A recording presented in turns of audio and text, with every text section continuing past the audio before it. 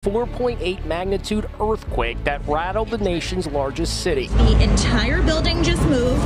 This is crazy. Earthquake just shake Manhattan just now. You're making the ground shake. It felt like somebody was just shaking the house back and forth. Networks interrupted programming with the breaking news. Statue of Liberty shaking there as well. Probably both wind and quake, I would imagine.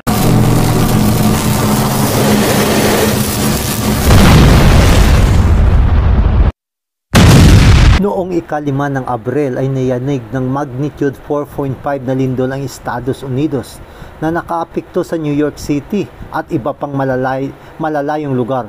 At pagkatapos ng 2 araw noon, ika-3 ng Abril naman ay tinamaan ng kidlat ang Statue of Liberty. At ang isang misteryosong tunog ng kulog at dagundong nito ay narinig sa buong Amerika. Ito ba ay isang coincidence o divine providence? Ano po ba sa inyong palagay, mga mahal kong kaibigan? Pakisulat lang po ang inyong mga komento sa baba sa seksyon ng mga komento. Ayon sa NewYorkTimes.com, at niyanig ng magnitude 4.8 na lindol ang northeastern United States noong bandang 10:23 ng umaga noong Biyernes, ika-5 ng Abril. Iniulat ng ABC News na ang sentro ng lindol ay malapit sa White House Station, New Jersey na may layo na 14 na milya mula sa kanluran ng New York City. Preliminary magnitude of 4.8. They say more than 42 million people probably felt this. It's centered near Lebanon, New Jersey. If you look at the intensity map, there's where it was. There's New York. These light blue colors are people that felt the earthquake. This goes all the way out to Scranton, all the way down to Baltimore, into Delaware, all the way up into Springfield, Massachusetts, felt this earthquake. So it was a pretty big one. Kaibigan, ano ang palagay mo tungkol dito? Dahil ang lindol na ito ay pambihira lamang mangyari. Ito ba ay coincidence lamang dahil mangyayari ito kasunod ay ang solar eclipse? Nais ko ring malaman ang inyong mga pananaw tungkol dito sa pamamagitan ng inyong mga komento sa comment section. Alam niyo ba na ako ay naaliw sa isang circular na balita mula sa Fox News na sinasabi na ito ay isang biblical na pangyayari at ito ay biblical week. Absolutely brutal week of weather in the city. I mean, Degan, some of the ugliest days in memory were Tuesday and Wednesday of this week. Would you not agree? I would say a couple of days ago, I would not have used the word biblical, but today, biblical. It's been a biblical week. Sinipi ko itong salitang sinabi ng balita na ito ay biblical week.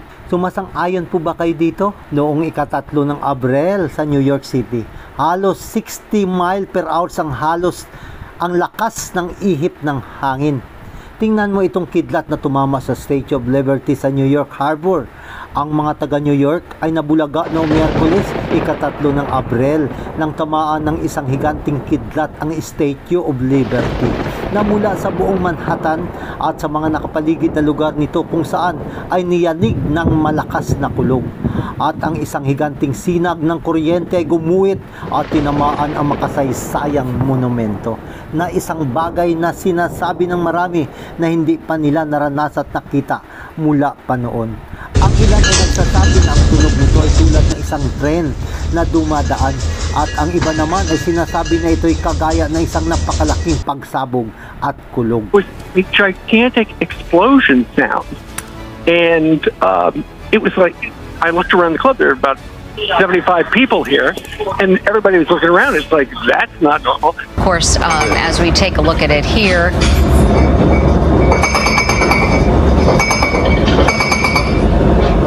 You know, it's interesting because some people were saying it felt like a train was going by when you were talking to Maurice Dubois. Wasn't he saying he thought a train was going by, but he doesn't have a train line right next to his place?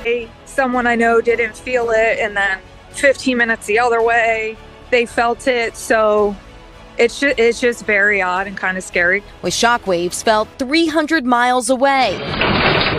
People in at least 10 states and even right here in the nation's capital experienced some shaking. The aftershocks are still coming tonight. Milyon ang nakarinig ng tunog ng kulog paulit-ulit. Thunder. It's the only way I can explain it. You know, I don't know. I'm anticipating hearing that thundery sound again. I don't know what that's from. At ang lindol ay nakagambala sa isang pagpupulong ng United Nations Security.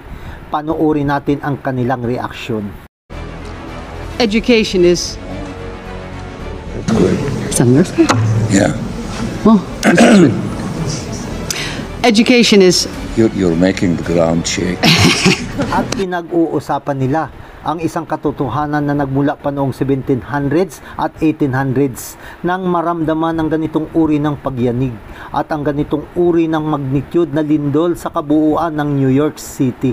Narito at nakuhanan ng isang video ang Statue of Liberty.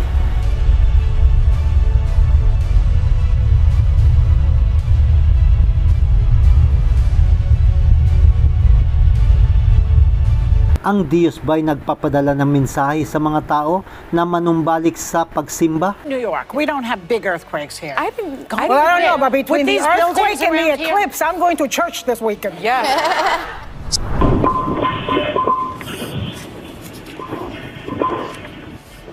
Yeah, you hear the force of that quake as the dog stood atop a dining room table. Another one was, if you could see it, wandering down below. Their owner wrote on social media, "Yes, our husky sleeps on the dining room table while we're not home." In Middlesex, you could see and hear when... Ipinadala ba ng Diyos ang mensaheng ito sa mundo sa pamamagitan ng napakapambihirang pangyayaring ito?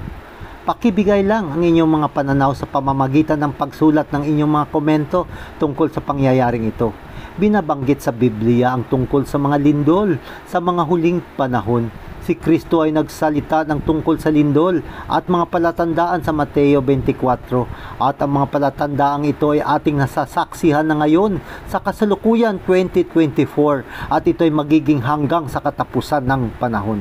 Sa Mateo 24 ay inilarawan ni Jesus ang kabuuang katotohanan ng Kristiyanong kapanahunan sa mga tuntunin na kagaya ng gutom, salot, pag-uusig, panlilinlang, mga lindol at mga tanda mula sa langit. Mateo 24, talatang 4 hanggang 14. At ang lahat ding mga pangyayaring ito ay nabanggit din sa Apokalipsis 6. Ayon sa Apokalipsis 6 na ito ay ang mga pangyayaring magaganap sa buong kasaysayan ng bayan ng Diyos na naghihintay ng katapusan. Ang tanong, bakit nararanasan natin ang mga pangyayaring ito ngayon? Ang sagot, dahil nais ng Diyos na ang realidad ng kanyang pangalawang pagdating ay mananatiling sariwa sa ating isipan at sa ating mga puso. Ang pagbukas ng 6 na tatak ni Kristo na siyang kordero ng Diyos ay magreresulta sa mga pandaigdigang mga tanda katulad ng pagdilim ng araw ng buwan at pagkahulog ng mga bituin. Mga mapaminsalang lindol at mga tanda na ito ay mga paalaala na inihula ni Jesus sa Mateo 24 talatang 29 hanggang 30 na nangyayari sa pagtatapos ng mga kapighatian sa kalagitnaan ng panahon. Sa lumang tipan, ang mga pangyayaring ito ay kaakibat nito ay paghuhukom ng Diyos at narito na ang mga huling tanda. Ang muling pagdating ni Jesus ay dapat laging sariwa sa ating mga isipan at sa ating mga puso, kaibigan. Salamat mga mahal kong kaibigan. Maari po bang pakibahagi ang nakapagpapatibay na bidyong ito sa lahat at naway patuloy tayong mangaral ng katotohanan.